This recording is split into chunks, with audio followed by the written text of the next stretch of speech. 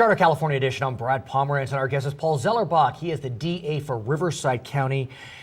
And sir, when I read about the statistics relating to human trafficking, I literally want to break down and cry. I have two daughters, and there's a case out of Riverside County. One of the victims, 11. My oldest daughter's 11. Correct. I don't know what to say. Well, you know, the human trafficking is one of the largest and fastest growing crimes, not only in the Inland Empire region, but also in the state of California. Right. They estimate it's a $32 billion a year criminal enterprise or industry, and it's fastly growing. How does it happen? It takes advantage of the technology of today. They're recruiting young girls on the internet, Facebook. They're actually sending recruiters onto high school campuses to get these girls into trafficking. It's scary. And what happens, literally? They get a girl to come to a party, let's say, and what? They kidnap them, drug them? How does this work? It's any number of things. They can induce them through drug usage, through money, and it's kind of, they obviously mislead them, and then it becomes more coercive by beating them down physically as well as mentally. And they force them to be prostitutes. Correct. Correct. How is the DA's office made aware of a case? Obviously, there are many different ways, but obviously you're focusing on it. So what are your techniques to try to save these young girls? It's got to be a collaborative effort. We held a statewide conference in the DA's office this past July, last month, and we had the U.S. Attorney's Office, we had local law enforcement, we had public agencies, we had nonprofit groups. But really, these types of crimes happen right in front of us. And so the public is our best resource to make us aware of it. If something looks amiss, suspect, it probably is. It probably is. And you know, human trafficking, sexual trafficking of minors is about 80% of the human trafficking trade. But we also have forced employment. Right, that's true. It's almost a form of slavery. And often immigrant-based. Absolutely. And what I think many people don't realize is a lot of the traffic dealing with sexual exploitation is not just immigrant. It is domestic Americans who are being picked up and abused. No question. You know, and the gang activity throughout California is now getting involved in human trafficking. Is that true? I did not know that. It has tremendous economic benefit. If you think about it, you know, gangsters are known for running drugs and guns predominantly. So are these girls mules, or how are they being used? Sure, it's a fungible. Drugs you use up, they're gone. Guns you sell and it's gone. Right. Human trafficking, it can be there forever. So gangs are getting into prostitution to make money? No question. And it's mobile. You can take these women to different counties, to different areas, and it's a significant criminal enterprise. What do you do with individuals that are perpetrating the crime? Meaning not the traffickers, but should we call them the Johns? I mean, could it be they don't know? Not that it matters, but... It doesn't matter. Some might know, some might not. But we're primarily focusing on the actual traffickers and the girls that they're utilizing to recruit these young kids. And what happens once you save a girl? It takes quite a while to recondition, to re-energize, to refocus that girl. It doesn't happen overnight. And I presume you work with nonprofit agencies, with the faith-based community to help them reintegrate? No question. And we had them involved in our conference last month. And you know, they go through a lot of psychological beatdown, and it takes time to instill in them that they do have value, they do have worth, and that they have a whole life ahead of them. And as we speak today, I understand that your task force is servicing right now about 40 women. Correct. Is that right? We've saved about 41 women right now through the task force. There are 9 human trafficking task force throughout California, and we started up our task force in Riverside County about 3 years ago. I want to talk about prisons where these human traffickers wind up. Hopefully. Hopefully, no doubt. As we speak today, what we know is that the U.S. Supreme Court has refused to grant Governor Brown's stay of a federal court order demanding that the state prisons contract by about 10,000, just under 10,000. Correct. And Governor Brown has tried his darndest, but right now, there's a December 31st deadline. Yes. The prisons must contract by 10,000. Where are these 10,000 prisoners who are more serious offenders going to go? Well, the governor came out with his plan Recently. to meet this week, actually, to meet that 10,000 number. And he's also asking the legislature for about $300 million more to fund this. But what he's going to be doing is increasing the number of inmates that he houses out of state, increasing the number of inmates he's going to be housing in private penal institutions within the state. They're going to keep the Norco prison in Riverside County open. And let's talk about that, because that is a new development. And for our viewers who may not be familiar with Norco, that is a city not far from Riverside. Correct. Near the Orange County line. And this facility had been a hotel at one time, and then a Marine barracks, and then a prison. It was being mothballed, but it's going to come back. Correct. For a long period of time, it was a drug rehabilitation center for inmates and prisoners. Oh, I see. But now it's going to be housing much more hardened criminals. So with the 10,000 prisoners that must go elsewhere, could any of them move into county facilities or even under realignment? Yes. Under the governor's plan, some county jail facilities do have room.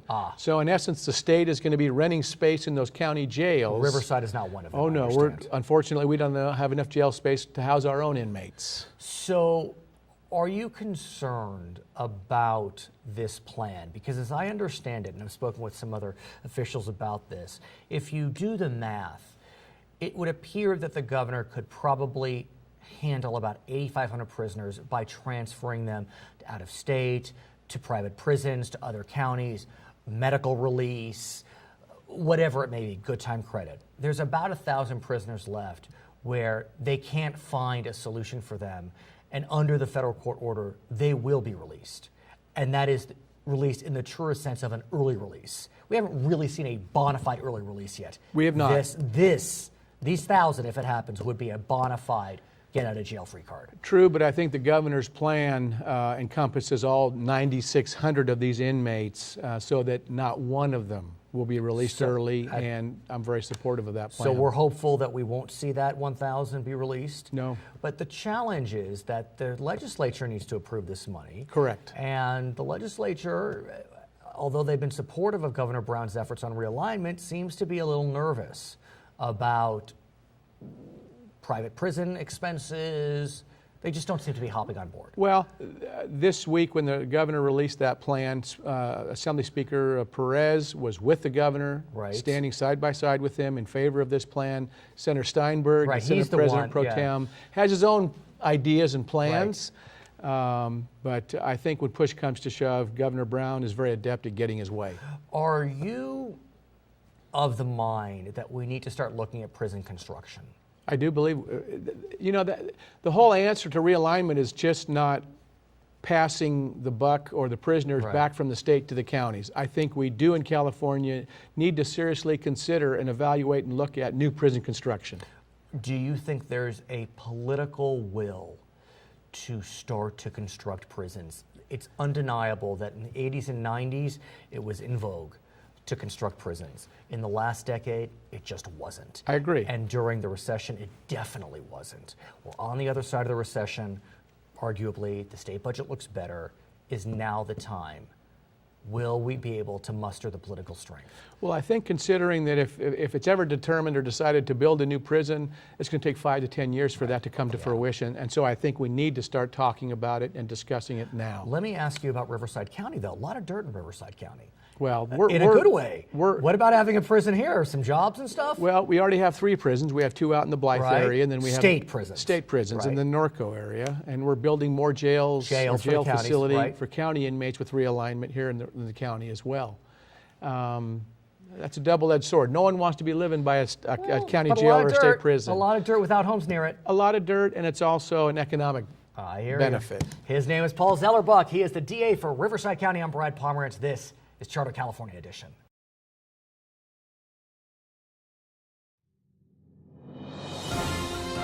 Within the first year of California's prison realignment program, how much did the incarceration rates per 100,000 drop in the state's 10 largest counties?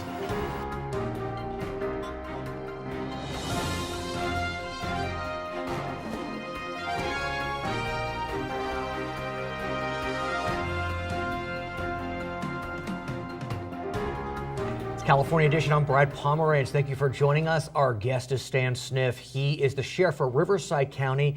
And congratulations is in order. You just graduated 44 new deputy sheriffs, right, which is so nice to hear given that our economy is turning around, but we still need more people employed. Yeah, we do. And the Sheriff's Department is expanding mightily because of the jail expansion issues in Riverside County over the next few years.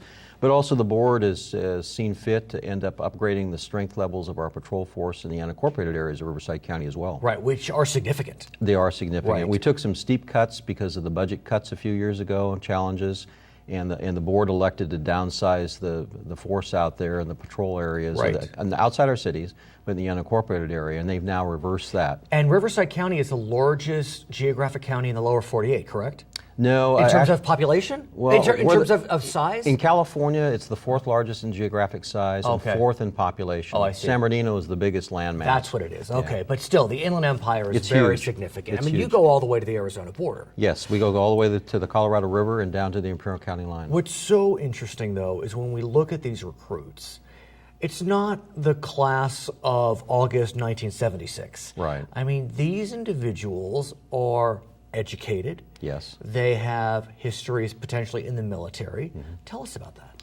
Well, in the last class that we graduated, and that's the biggest one we've had in years now, 44 deputy sheriffs, a couple of police officers from different agencies on it. Half of them had bachelor's degrees from colleges. 4 of the individuals had master's degrees. 1 in 5 was a military veteran. So we're just like the rest of society, we're seeing it change. But the emphasis on education and law enforcement has been coming now for about 10 or 15 years. And let's talk about how that plays out in Riverside, because in Riverside County, you have made it a priority to incentivize your deputy sheriffs to become more educated if they don't have a college degree already. In 2008, you took the bold step to raise the bar and launched an incentive program. Right, we have given them a pay incentive to have both a bachelor's degree and on top of that a master's degree. And that may seem maybe superfluous to the public, but the reality is law enforcement is much more of a thinking person's game at this point. Very complex issues that you're dealing with. Especially technology. Not only technology, but we use technology to do community policing, to power down. So we expect a lot more of deputy sheriffs and detectives and sergeants at the very ground level dealing with the public 24/7. At the same time, it had been that those that got the incentives had to have a specific type of bachelor degree. You've expanded that, is that right, sir? Yeah, absolutely. When I came into office, typically in years past in our department and many other agencies, the emphasis was on criminal justice classes. And frankly, those will still work for us. Of course. But I've expanded that to be much more inclusive, particularly of liberal arts, because the understanding of diversity, be able to communicate with different cultures, bilingual, all those things are more and more critical.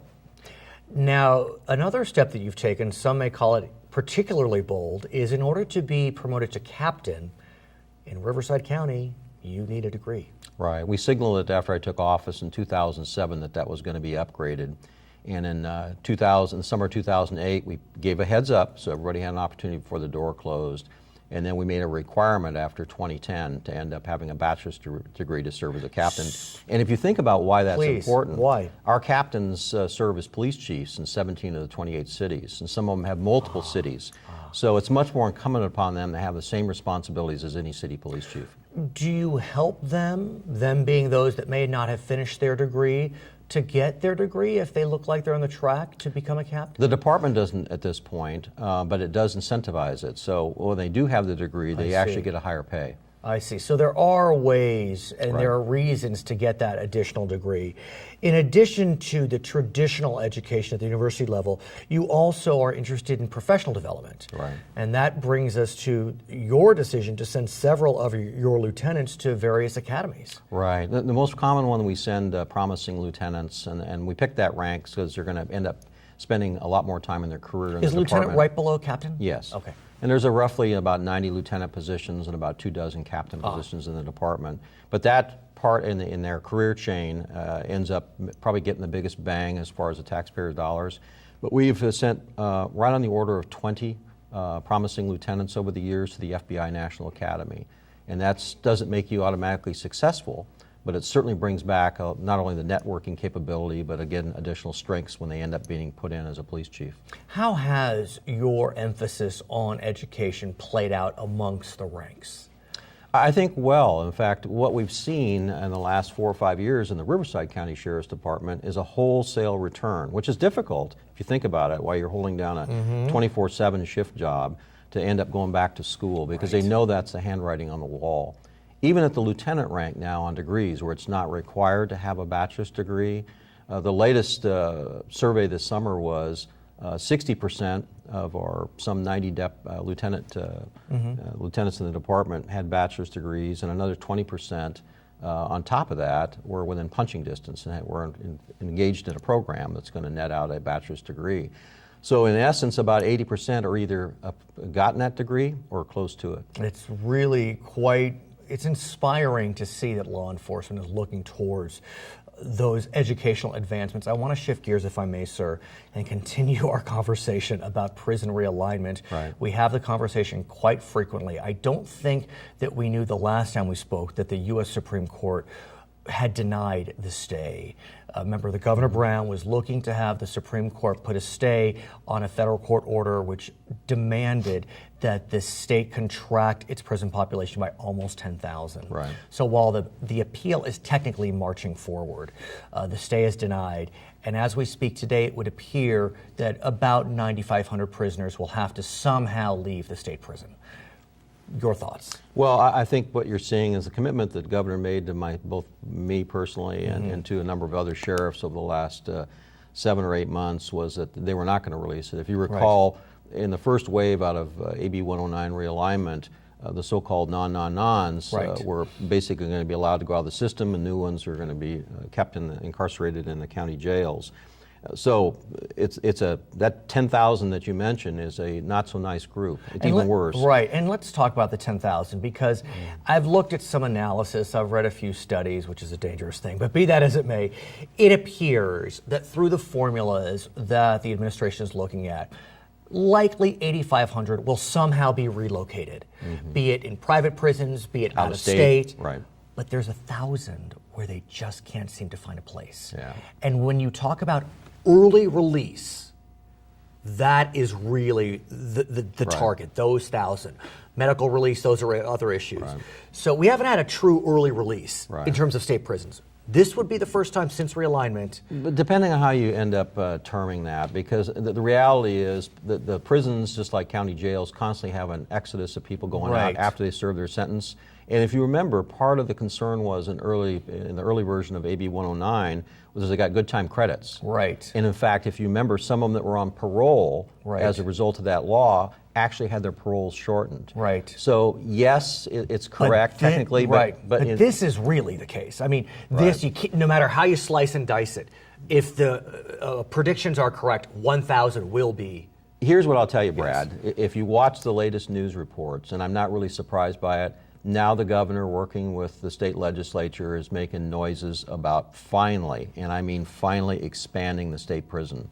So you're even watching the state prison in Norco, which was mothballed, not going to be given away. So let's talk about that, though, because I think that there is starting to become a sense that we need new prison construction. Yes.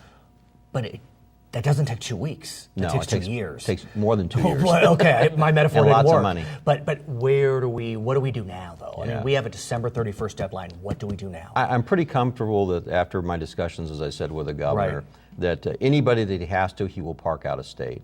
Any of those that are violent. And remember, those are the worst of the worst. Very expensive, and he mentioned that. Right. And in fact, the numbers have already been in the press how expensive that's going to be. So it's not cheap whether you keep them in state, in our own prisons, or park them out of state. Right, and you have no county beds that you can offer up to the state. No, in fact, most of the counties were under a federal court order in 2011 for overcrowding. Ours is a severe overcrowding as it is now. We've had to prematurely let out 7,000 last year, and it'll probably 9,000 this year. Okay, his name is Stan Sniff. He is the sheriff for Riverside County. My name is Brad Pomerance. This is California Edition.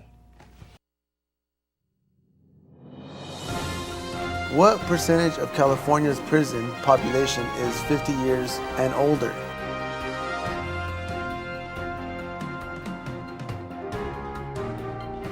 According to the Public Policy Institute of California, between 1990 and early 2013, the share of prisoners aged 50 and older grew from 4% to 21%.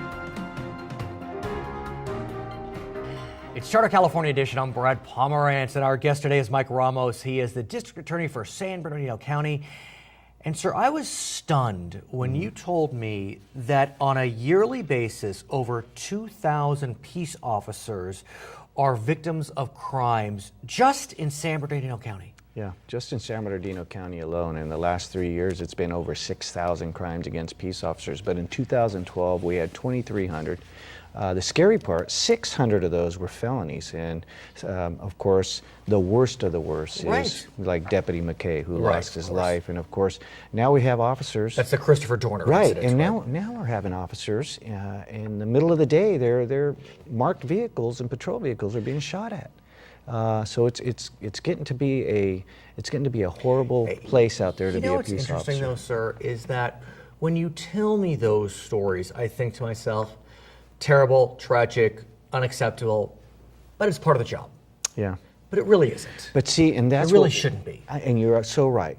Too many people think because you put a badge on and a bulletproof vest in your uniform that, hey, people have the right to spit at you, punch you, threaten you and your family. Right. And we weren't doing a good enough job. That's why we created this Crimes Against Peace Officers Yes, unit. let's talk about that. That's the breaking news, if I may say. Yeah. You do have a special division now. We do. It's a prosecution unit. Yes. Within the DA's office.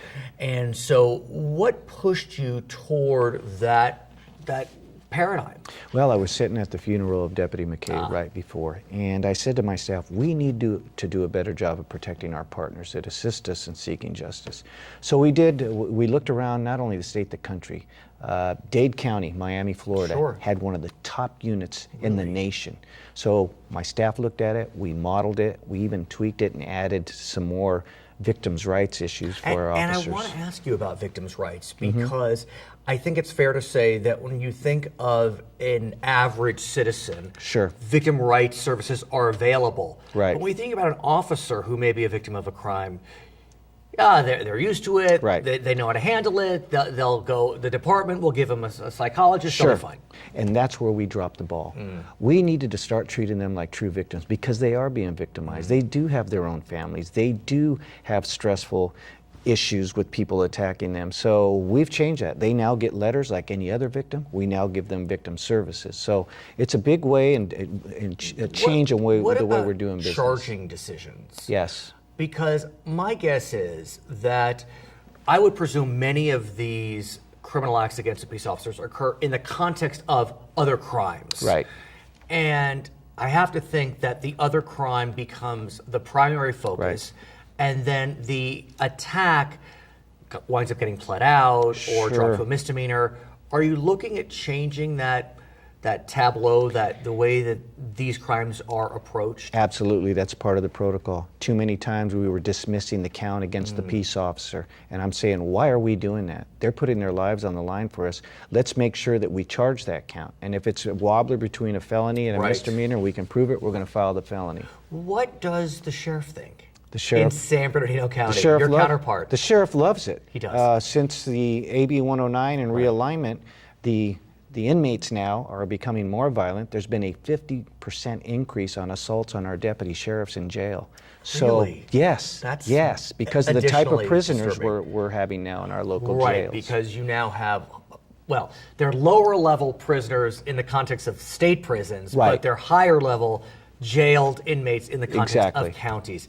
We have to talk about realignment because since the last time we spoke, the U.S. Supreme Court denied Governor Brown's request for a stay. Just to remind our viewers, a federal court over the summer demanded that the state contract its prison population by about 10,000, waiving all state laws. I mean, they said that. We're waiving all state laws so you are able to decrease that prison population. That's a scary proposition, and I give credit to Governor Brown because he even realizes now the people that are left in prison are your serious and violent felons. So we got to find a place for them. And he recently said we're going to keep a local prison in the Inland Empire open, Norco. Let's talk about that, because that I think is at some level breaking news. Norco prison was all but shuttered. It was. It's an older facility, and it was part of the prison realignment and reduction of prisons. And they were about ready to close the doors, and we need the space. So there's going to be revamped. We're going to put those prisoners in there. He's also looking at private prisons. Right. But to be staffed by correctional officers, trained correctional officers. Will that save money? Because the challenge with private prisons is they're so darn expensive. I think it's going to save money because you're utilizing all the correctional officers that are already in place for the state. Now, if I'm correct, San Bernardino is on the verge of opening a new jail? Yes, in Adelanto. We are very fortunate. I think it's going to be next year in 2014. Oh, so it's not this year? No, I mean it's not this basically complete. Year. It's not this calendar year, and then we still have to staff it. It's a budgetary issue. And the reason I ask you about that is it possible that by opening that jail, you can help the state relieve its pressure? Because instead of, for example, Governor Brown sending a prisoner out of state or to a private prison, if you have the bed space, which I don't know if you will, can you take that inmate from the state? I wish we could, but we don't have the bed space. Wow. We need them for our inmates now. You're already overcrowded. We are overcrowded. So I was speaking with Stan Sniff, who's the sheriff of Riverside County. And we were discussing the question of whether there truly will be an early release of state prisoners. I think that term is thrown around very loosely. Sure. And as I understand it, we really haven't seen an early release of a state prisoner since 109. That's true. In the truest sense. Yes. But when you look at the analysis of the 9,600 prisoners that need to leave state prisons, what I have seen, and I mentioned this to Mr. Sniff, is that 1,000 at this stage probably will need to be early released.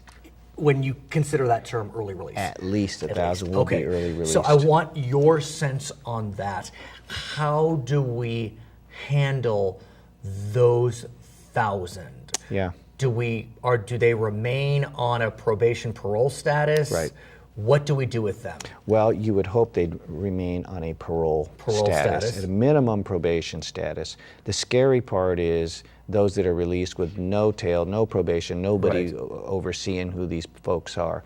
I truly believe that this governor would make sure that somebody is watching these people, especially those thousands that you're talking about that are going to be early released. As I understand it, though, under AB 109, there really isn't post-release probation anymore under the state. It goes to the counties. Am I saying that right? It goes to the county. Right. And even with our local state prisoners now, the nonviolent, non-serious, non-sex, if you don't do a split sentence and they just go into jail when they're out, they're out. There's no That's supervision. the tail that you mentioned. Right, exactly. So it would fall on the counties to supervise these 1,000.